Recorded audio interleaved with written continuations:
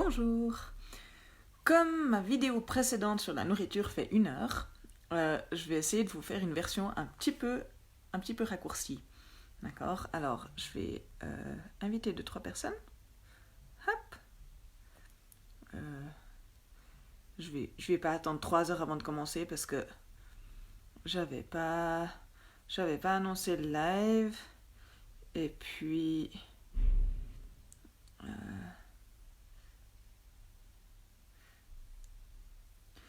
voilà, donc on va y aller comme ça.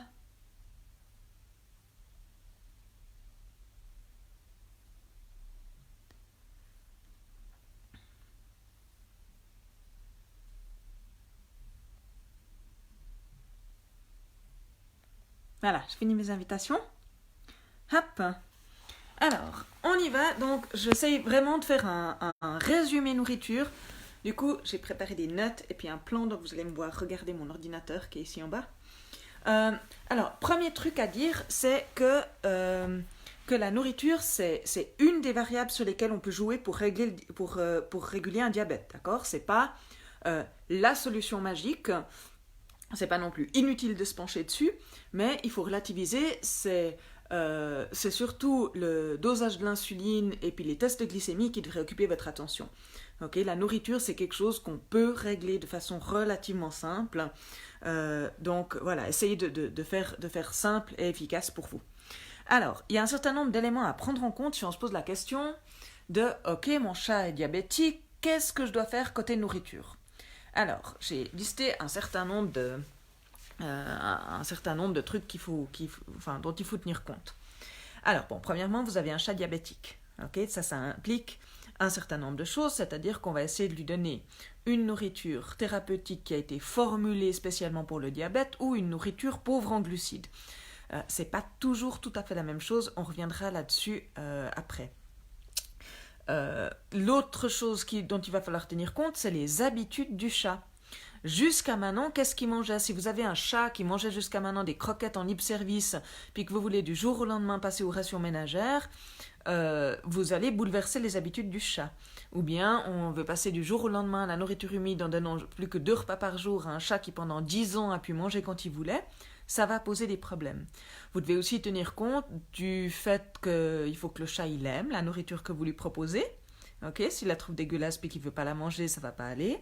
Et qu'il la tolère au niveau digestif. Okay, qu'elle ne le rende pas malade, qu'elle ne lui donne pas la diarrhée, etc., etc. Alors, voilà. Ensuite, dans le même ordre d'idée, il faut tenir compte aussi de vous. Je reprends l'exemple des rations ménagères parce que c'est un sujet qui revient souvent sur le tapis. Faire des rations ménagères, ça demande un certain investissement au niveau temps. Est-ce que vous avez envie et le temps de faire des rations ménagères ou pas? Moi, j'ai tendance à considérer que gérer un diabète, assez de boulot comme ça, sans qu'on vienne encore se rajouter des contraintes au niveau de la nourriture qu'on pourrait éviter. C'est important de savoir que c'est possible de réguler un chat, qu'il mange des croquettes, qu'il mange de la pâtée, qu'il mange des rations ménagères, qu'il mange du cru. Tout ça, on peut réguler un chat quel que soit ce cas de figure. D'accord? On va aussi tenir compte du poids du chat. Est-ce que c'est un chat qui est obèse, donc en surpoids et qui doit perdre, ou un chat en sous-poids et qui doit prendre? Okay, ça va avoir un impact sur ce qu'on choisit de lui donner à manger. Petit rappel en passant, c'est que si on utilise le poids du chat pour déterminer le dosage initial de l'insuline, on va utiliser le poids idéal du chat, okay, pour un chat qui est en sous-poids. Par contre, je crois que à vérifier, mais je crois que pour un chat qui est en surpoids, on va quand même prendre le poids du chat. Voilà. Et puis aussi, dernier point, est-ce que ce chat a d'autres maladies dont on doit tenir compte dans l'alimentation? Okay, suivant ce qu'il a comme autre maladie, il faudra donner la priorité à ces autres maladies ou chercher une nourriture qui a un compromis et qui permet à la fois de mieux gérer le diabète et de mieux gérer l'autre maladie qu'a le chat. Okay, donc je récapitule, on a un chat diabétique. De quoi est-ce qu'il a l'habitude en matière de nourriture? De quoi est-ce que vous avez l'habitude et quelles sont vos contraintes? Si vous êtes loin toute la journée, ou que vous êtes à la maison toute la journée, ben, ça change quelles sont les options qui sont sur la table pour vous côté nourriture. Est-ce que le chat il doit prendre ou perdre du poids? Et puis est-ce que le chat il a d'autres maladies? Ok, ça c'est un petit peu les points clés.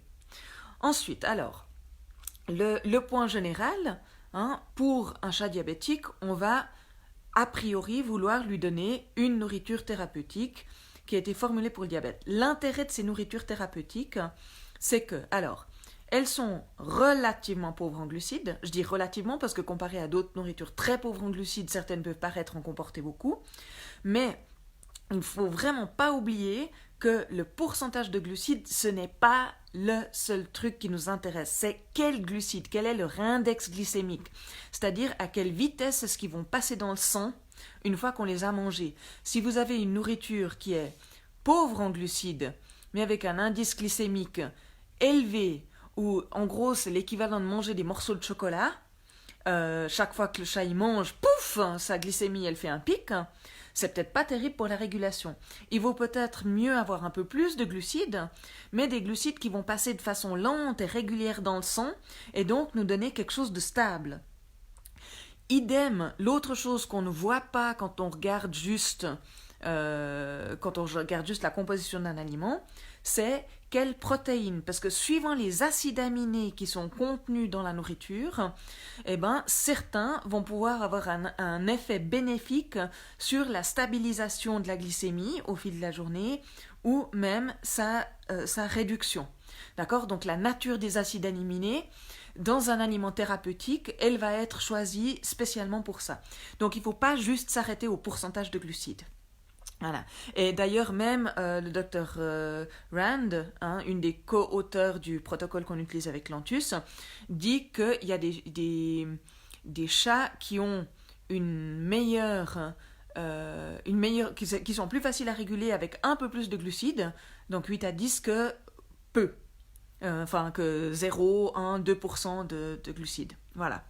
Donc, c'est important effectivement d'essayer de minimiser les glucides, mais il ne faut pas en faire non plus une obsession, et il faut garder en tête que tous les glucides ne se valent pas, que toutes les protéines ne se valent pas. Donc, aliments thérapeutiques ou aliments avec le moins de glucides possible, mais ce n'est pas forcément toujours la meilleure solution. Et l'autre chose dont on veut tenir compte quand on choisit l'alimentation d'un chat, c'est la qualité de cet aliment. Donc ça, avec un aliment thérapeutique ou de gamme vétérinaire, vous avez une assurance quant à sa qualité. Pour les pâtés et croquettes plus commerciales, eh ben là, c'est clair qu'on n'a rien pour rien. Donc, si c'est pas cher, ça veut bien dire que la matière première et aussi la recherche qui a été impliquée dans la formulation de l'aliment, ben, elle vaut ce qu'elle vaut. Et puis, à garder en tête aussi que à qualité égale, un aliment sec sera toujours plus économique qu'un aliment humide. Donc si le budget est quelque chose de critique pour vous, vous allez vous tourner plutôt vers une alimentation sèche qu'une alimentation humide qui coûtera plus cher pour la même qualité d'alimentation. Ensuite, qu'est-ce que je suis en train de regarder mes notes. Oui, la fréquence. Des fois, arrivait des gens qui avait un chat qui grignotait à longueur de journée autant qu'il voulait, et puis à qui on dit, maintenant c'est 2 injections d'insuline par jour, donc 2 repas, un repas avant la première injection, un repas avant la deuxième injection. Mais le pauvre chat, il a l'habitude de pouvoir grignoter, ce qui est d'ailleurs le comportement naturel du chat, et puis on veut ensuite le nourrir comme un chien. C'est pas forcément idéal. Donc sachez que vous procurez une gamelle programmable pour pouvoir répartir les rations sur la journée, ça peut être une aide vraiment précieuse. Que peu importe l'insuline, que ce soit Caninsulin ou Lantus, vous pouvez donner plus que 2 repas par jour, vous n'êtes pas obligé de faire juste 2 repas. Ce qui est important par contre, c'est qu'on va faire en sorte que la nourriture qu'on donne dans le cycle de la première injection soit la même que ce qu'on donne dans le cycle de la deuxième injection. Donc si vous lui donnez, je sais pas, moi je dis n'importe quoi, mais vous lui donnez une demi-ration à l'injection du matin, vous allez donner une demi-ration à l'injection du soir aussi. Et puis, si vous donnez un deuxième repas à plus 3, puis un autre à plus 8, eh ben la nuit, il faut aussi donner à plus 3 et plus 8. D'accord? Comme ça, on a la même quantité de nourriture qui rentre pour la même quantité d'insuline qui va agir dessus. qu'est-ce que je vous ai pas dit? Je vais parler du poids des chats obèses versus chats maigres. Mais sinon, ce que je vous ai pas dit, oui, un exemple concernant les autres maladies dont il faut tenir compte. Si vous avez un chat qui est insuffisant rénal, il a besoin d'une nourriture pauvre en phosphore. Donc, peut-être qu'il faut lui donner un peu plus de glucides que ce qu'on voudrait pour pouvoir avoir une nourriture pauvre en phosphore. Une chose qu'on peut aussi faire, c'est faire un peu moitié-moitié et puis prendre les deux aliments thérapeutiques, diabète et rénal, et puis les mélanger. Ça, c'est aussi une possibilité, d'accord? Mais essayez de trouver des solutions qui ne sont pas trop compliquées. Et qui ne nécessitent pas de passer des jours et des jours et des jours à vous prendre la tête. Je vous donne mon exemple, hein, c'est un parmi d'autres. Moi, j'avais un chat qui mangeait des croquettes thérapeutiques pour les reins, vraiment assez riches en glucides. Ce que j'ai fait, c'est que j'ai fait une transition vers de la nourriture diabétique, mais en fait, j'ai jamais réussi à terminer cette transition parce que la nourriture diabétique lui donnait la monstre diarrhée. C'était l'horreur. Donc je suis restée en fait à du moitié-moitié ou un tiers, deux tiers, enfin suivant quand on était, et il est arrivé en rémission avec un mélange de croquettes pour les reins et puis de pâté diabétique DM. D'accord? Donc vraiment, la rémission, elle est possible aussi avec une alimentation pas, entre guillemets, optimale du point de vue du diabète. Il faut aussi garder ça en tête pour pas se mettre du stress supplémentaire là autour. Qu'est-ce que j'oublie?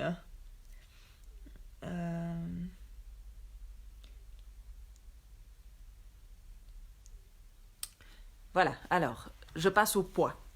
Donc, si vous avez un chat obèse qui a besoin de perdre du poids, et vous savez que ça va être difficile pour un chat d'atteindre la rémission si son diabète est dû à l'obésité, tant qu'il n'a pas atteint son poids de forme. Okay, donc la réduction du poids si le chat est obèse, c'est une partie importante aussi du traitement du diabète. Et si votre chat est en sous-poids, eh ben, il faut qu'il prenne du poids. D'accord? Alors, on ne va pas forcément approcher la nourriture de la même façon dans les deux cas. Alors, un truc à savoir, c'est que plus il y a de fibres dans la nourriture, plus celle-ci va donner un sentiment de satiété au chat, donc plus il aura l'impression d'avoir bien mangé après, ça le remplit. La nourriture humide a tendance à plus remplir que la nourriture sèche. Ok? Donc, ça veut dire que si vous avez un chat qui est en sous-poids, mais qui a de l'appétit, ben, si vous lui donnez une nourriture sèche, il va avoir tendance à manger plus de calories parce que ça va moins vite le satisfaire, donc il va plus manger, il va plus se remplir si vous voulez. Si vous avez un chat maigre par contre qui n'a pas d'appétit et puis qui est pas très branché nourriture, et puis qu'il faut un peu le convaincre, ben là peut-être que la nourriture humide marchera mieux parce que la nourriture humide souvent est plus appétante. Donc il mange peut-être plus volontiers ça. Si vous avez un chat qui est obèse et puis qui doit perdre du poids, juste réduire la quantité, ça peut provoquer un déséquilibre au niveau de l'aliment, et puis B, des problèmes au niveau comportement, parce que le chat, il va être en train d'avoir en fait pas assez à manger, vous êtes un peu en train de l'affamer. Donc, ce qu'on va faire, c'est qu'on va essayer d'augmenter le volume de nourriture qu'on donne au chat pour la même quantité de calories. Donc, on va prendre un aliment qui a été formulé spécifiquement pour la prise de poids. Donc ça, c'est des aliments thérapeutiques nouveaux qui contiennent pas mal de fibres. Et puis, on va viser une perte de poids de 1 à 2% par semaine. Pas plus, mais quand même à 1 à 2% parce que sinon, on n'arrive nulle part. Voilà. Donc, c'est important de savoir calculer les besoins énergétiques d'un chat théorique, hein, donc environ 52 kilocalories par kilogramme de chat. Maintenant, ces besoins énergétiques, ils vont varier d'un chat à l'autre, suivant son âge, son degré d'activité, ce qu'il est castré ou pas. Voilà, tout ça, ça varie. Donc, le meilleur moyen, si vous devez faire maigrir votre chat, le meilleur moyen de vous y prendre, c'est de peser combien il mange, de peser le chat, puis de regarder la perte de poids.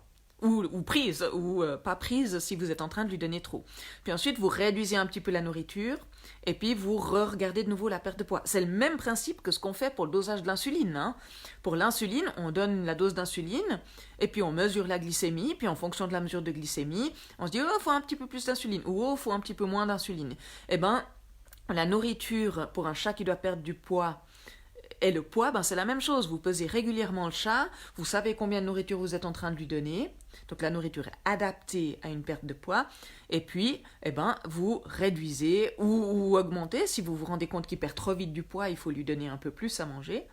Voilà, pour régler ça.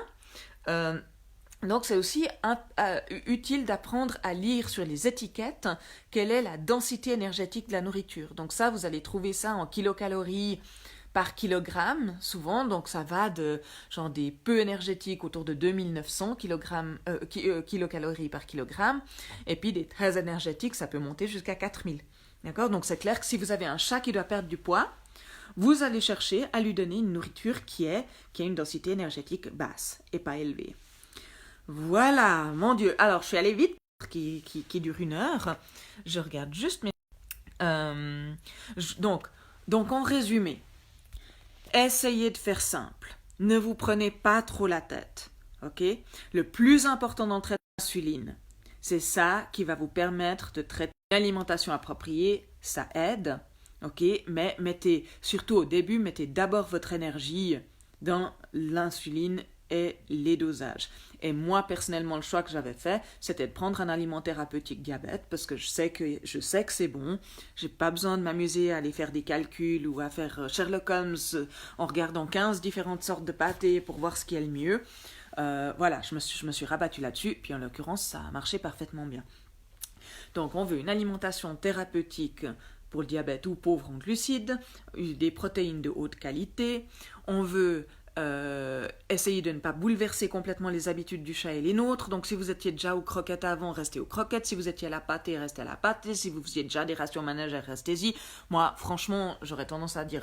Et puis, ensuite, tenez compte des autres maladies du chat et de s'il a besoin de prendre ou de perdre du poids. Voilà, c'était la version express très résumée. Désolée pour les personnes qui regardaient en live, parce que je crois qu'il y avait des problèmes de connexion. J'ai oublié de me déconnecter du Wi-Fi. Si vous voulez une version un peu plus complète de toutes ces histoires de nourriture, qui rentrent vraiment dans le détail de tout, il y a un autre live qui dure 1 heure, et puis qui couvre tout. Voilà, merci de m'avoir écouté. Allez, bonne soirée, et puis à tout à l'heure sur le groupe. Au revoir!